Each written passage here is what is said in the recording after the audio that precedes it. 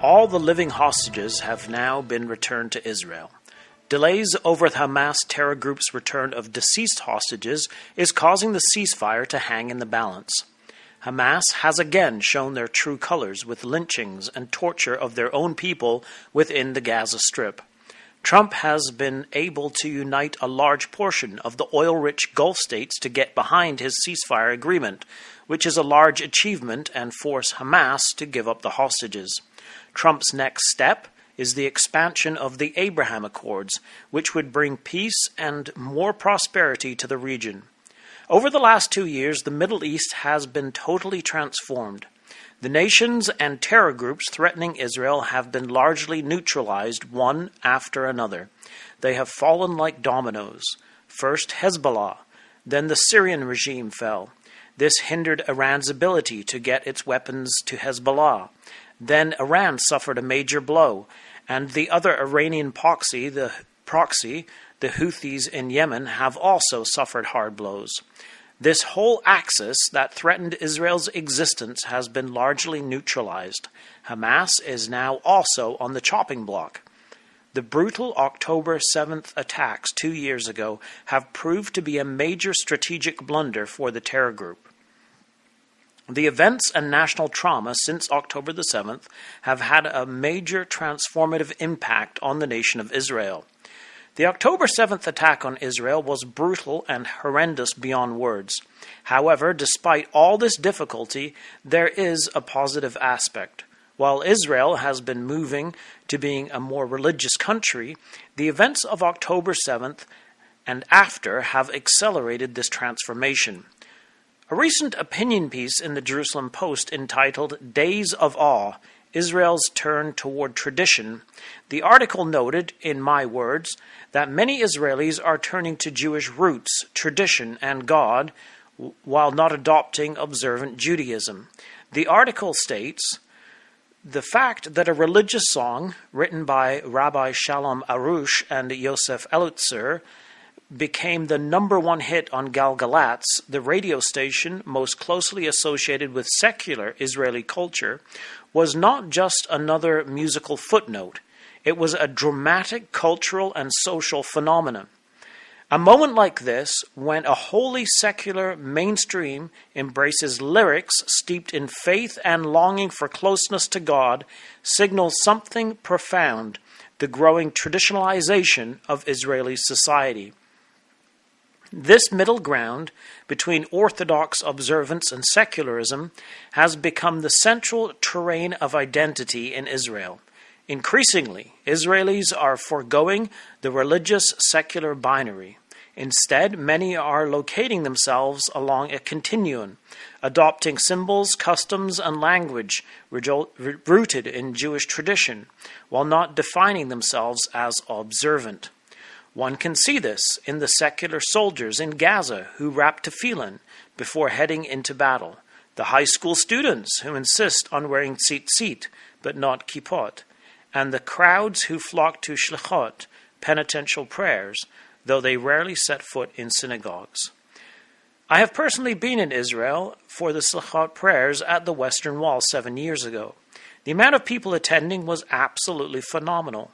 The plaza was full. One of the things that really struck us was the mixture of people, many who did not look religious at all.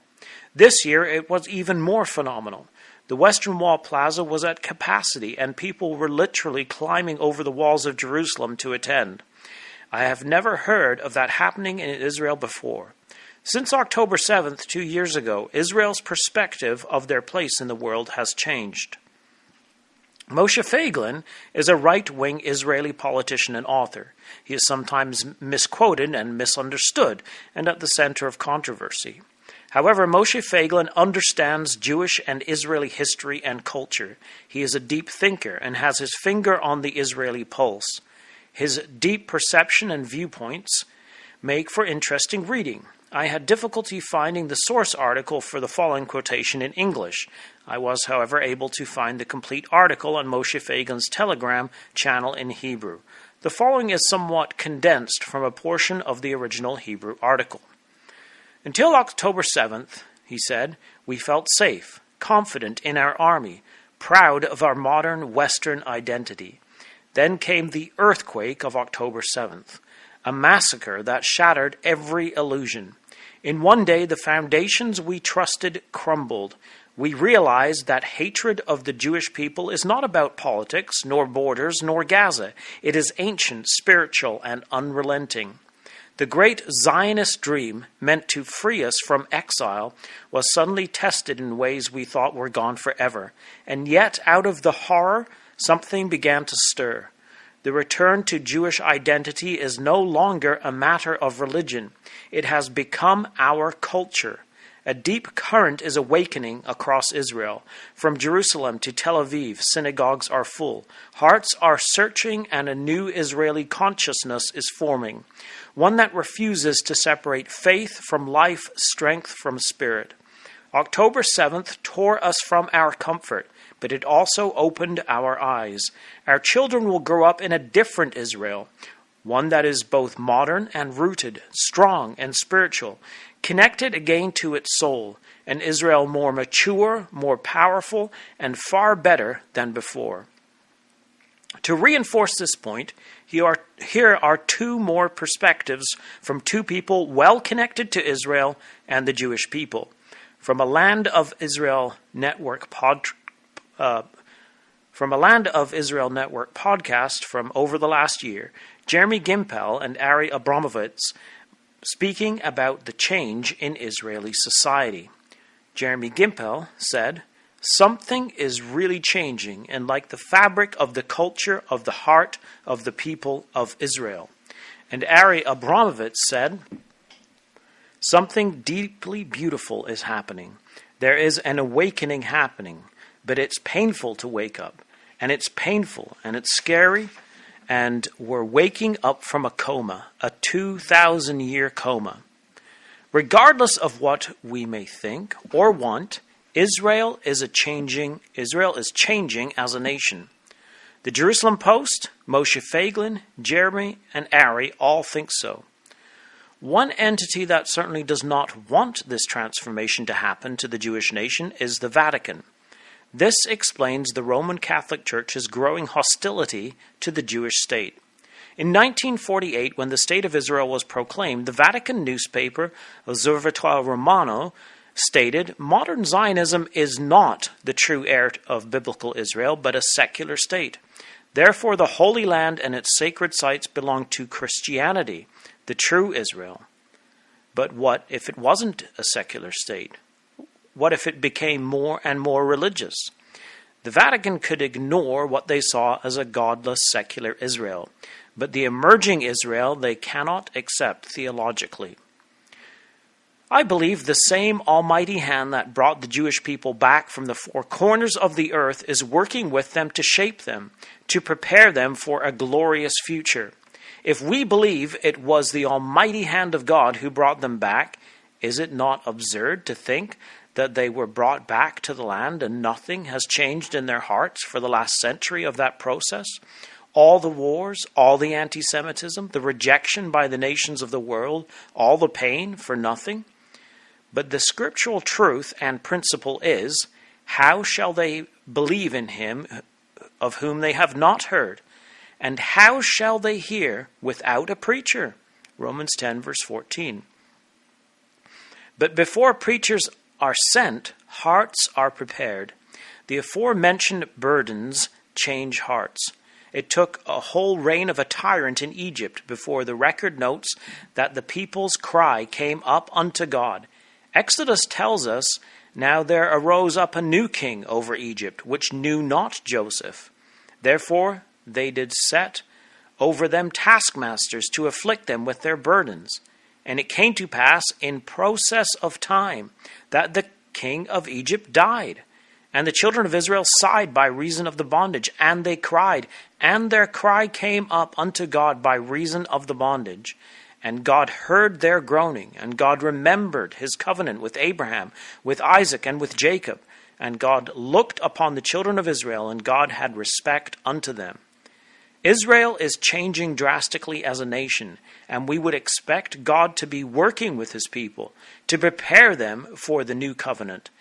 To think otherwise is absurd. Ezekiel 36 specifically says that when God brings his people back to the land again, he will change their hearts. A new heart also will I give you, and a new spirit will I put within you. And I will take away the stony heart out of your flesh, and I will give you an heart of flesh. A heart of flesh can be inscribed with the word. A heart of adamant stone, Zechariah 7 verses 11 and 12, cannot be written on. The apostle reflects on this in 2 Corinthians 3 verse 3. Forasmuch as ye are manifestly declared to be the epistle of Christ ministered by us, written not with ink, but with the Spirit of the living God, not in tables of stone, but in fleshly tables of the heart. This new heart is a prerequisite to the introduction of the new covenant. Jeremiah 31 verses 31 to 33 reads, Behold, the days come, saith the Lord, that I will make a new covenant with the house of Israel and with the house of Judah. Not according to the covenant that I made with their fathers in the day that I took them by the hand to bring them out of the land of Egypt, which my covenant they break, although I was a husband unto them, saith the Lord. But this shall be the covenant that I will make with the house of Israel. After those days, saith the Lord, I will put my law in their inward parts and write it in their hearts, and will be their God, and they shall be my people. Today the heart of Israel is being changed. If we can see it, it is a thrilling, monumental, and miraculous sign. A coming time of rest, peace, and prosperity. Ezekiel 38 gives us a snapshot of what the land of Israel will look like around the time of the return of the Lord Jesus. This, in fact, is Gog's assessment of the situation. He describes the land in this way. I will invade a land of open towns. I will fall upon a tranquil people living secure, all of them living in unwalled towns and lacking bars and gates in order to take spoil and seize plunder. Ezekiel 38 verses 11 and 12 from the JPS translation. The Hebrew verb translated tranquil in the JPS and at rest in the King James Version means to be at rest, to be at peace. Brown Driver Briggs says it means to be quiet, undisturbed, and in reference to a land, it means at peace. Therefore, the idea is of a people living in peace and tranquility. Ezekiel goes on to add that they are also living secure. This is a situation which has not fully developed. However, it is very important to understand that this development could come after the return of the Lord Jesus Christ. What we are seeing today with a potential enlargement of the Abraham Accords could definitely be a contributing factor to the situation of tranquility and prosperity as described by Ezekiel.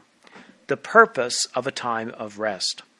Brother John Thomas in Eureka wrote that the purpose of the drying up of the Euphratean Ottoman power would be to create a situation of peace, at least so that the regional powers would be devoid of all power to impede or interfere with operations developing in the South. Eureka Volume 5, page 178.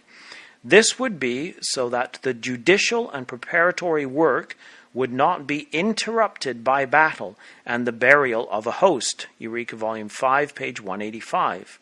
A large part of this preparatory work would consist of the necessity to make Israel after the flesh willing to move in obedience to the commands of Jesus as the leader and commander of the people. Psalm 110 verse 3 and Isaiah 55 verse 4.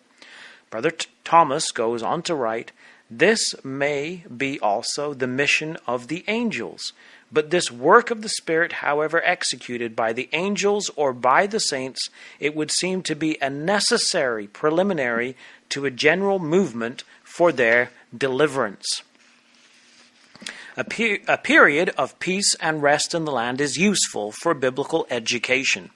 An example of this was in the reign of Jehoshaphat, king of Judah, who sent princes and Levites throughout the land with the book of the law with them to teach the people. The result of this was peace and prosperity. Later in his reign, Jehoshaphat did this again, and it prepared the people spiritually for the great invasion of the land that happened. See 2 Chronicles chapter 15, verse 3, 17, verses 9 to 13, 19, verses 2 through 8, and chapter 20, verse 3 and 4. A New Testament example of this is in the book of Revelation, where the judgments are restrained or held back until the work of sealing the servants of God in the foreheads is completed.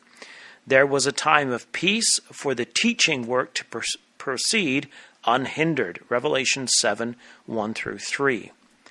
Events are trending towards a peace in the Middle East, with the Trump administration looking to expand the Abraham Accords, which could bring prosperity and peace to the Middle East as described by Ezekiel the prophet. Come back next week, God willing, as we continue to watch these exciting events by the light of Bible prophecy. This has been David Billington with you. Thanks for listening.